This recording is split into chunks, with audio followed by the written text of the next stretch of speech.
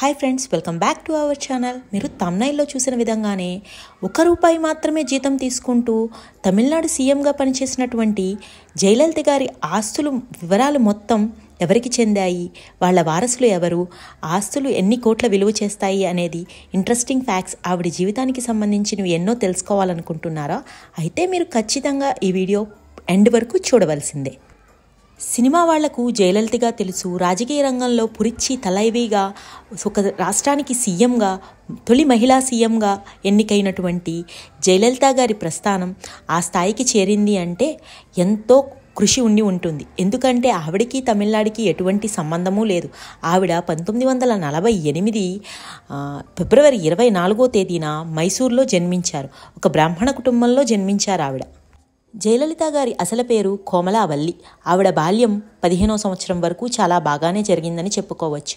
ఆవిడ చదువులో చాలా ముందుండేవారు. చిన్నప్పటి నుంచి డ్యాన్స్, నృత్యం అంటే చాలా ఇష్టం, విపరీతమైన ఆసక్తి కనబరుస్తూ ఉండేవాళ్ళు. అదే ఆవిడ సినిమా అరగ్రేయడానికి చాలా ప్లస్ పాయింట్ అయిందని చెప్పుకోవచ్చు. ఆవిడకి ఇష్టం లేకపోయినా పెద్దల బలవంతం వల్ల ఆవిడ సినిమా రంగంలోకి చేయవలసి వచ్చింది. అతి చిన్న వయసులోనే, 15 సంవత్సరాల వయసులోనే ఆవిడ కథానాయికగా అనేక చిత్రాల్లో నటించడం జరిగింది.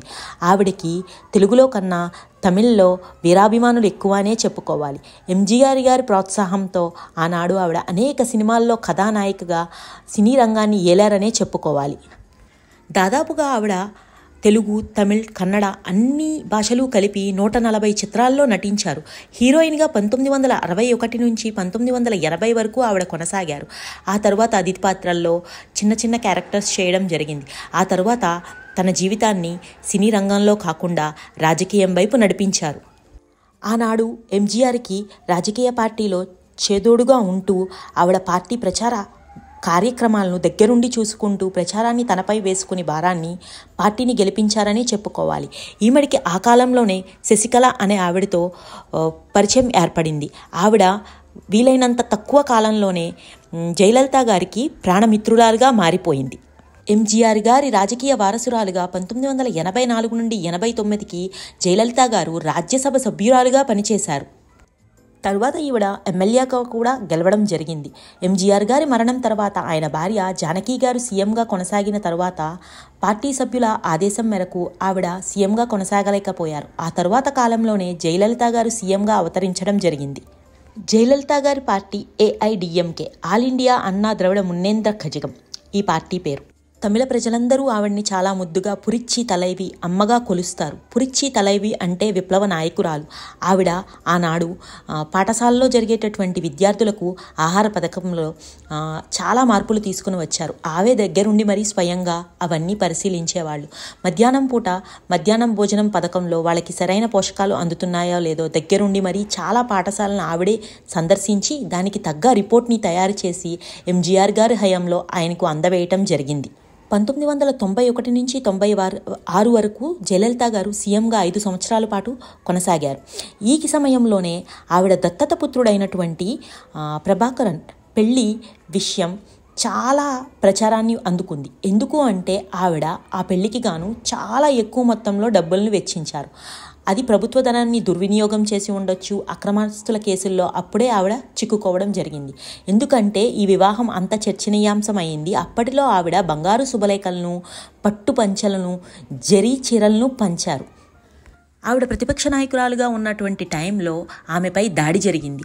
ఆ దాడికి ఆవిడ ప్రతిఘటిస్తూ నేను మరలా సీఎం అయిన తర్వాత మాత్రమే ఈ అసెంబ్లీలో అడుగు పెడతాను అని శపథం చేసింది. అనుకున్నట్టుగానే ఆవిడ మళ్ళీ తర్వాత ఎలక్షన్స్లో గెలిచి సీఎంగా అడుగు పెట్టడం జరిగింది. నిజంగా ఒక ఆడదానికి జరిగిన అవమానానికి ఎదురు తిరిగి నిలబడి మరీ సీఎం స్థాయిలో ఎదిగింది అంటే చాలా గొప్ప విషయమే. తమిళ ప్రజలు ఆవిడ్ని ఏ విధంగా ఆరాధించారో మనం ఇక్కడ గమనించవలసిన విషయం. జయలలిత గారు తిరిగి 2002 నుంచి 2006 వరకు కూడా తమిళనాడు సీఎంగా కొనసాగారు.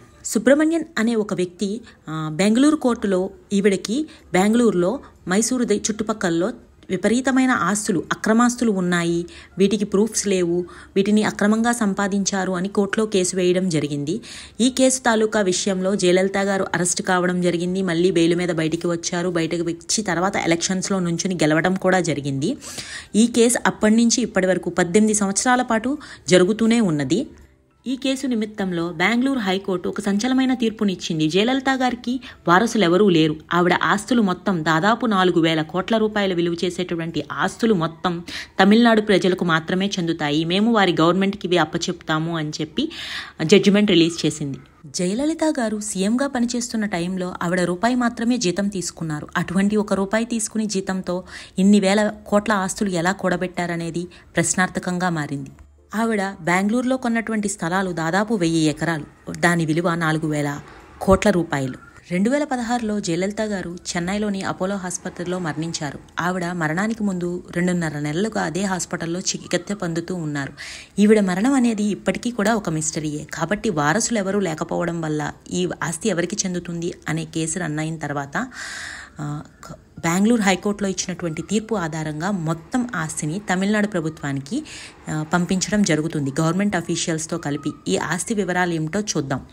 ఈ ఆస్తిలో 1000 ఎకరాల భూమి, దాదాపు 27 కేజీల బంగారం, 1000 కేజీల 1800 కేజీల వెండి వరకు ఉంటాయి. ఇందులో ఒక కిరీటం ఉన్నది, పదునైన కత్తి ఉంది. ఆవిడకి బంగారం మీద మక్కువ ఎంత ఉందనేది ఈ ఆభరణాలు చూస్తే మనకే తెలుస్తుంది. ఇవన్నీ తమిళ ప్రజలకు చెందుతాయి. ప్రతి మనిషిలో మంచి చెడు ఏ విధంగా ఉంటాయో, నాణానికి బొమ్మ బరుసు ఏ విధంగా ఉంటాయో, ఈవిడ చేసిన అవినీతి పనులు కూడా చాలానే ఉన్నాయని చెప్పుకోవచ్చు. ఈవిడ అనేక వేల కోట్ల ఆస్తులను ఎంజీఆర్ గారి చలవతోనే కూడబెట్టారని చాలామంది అనుకుంటారు. ఈవిడ ఒక లెస్బియన్ అని కూడా టాక్. Thanks for watching.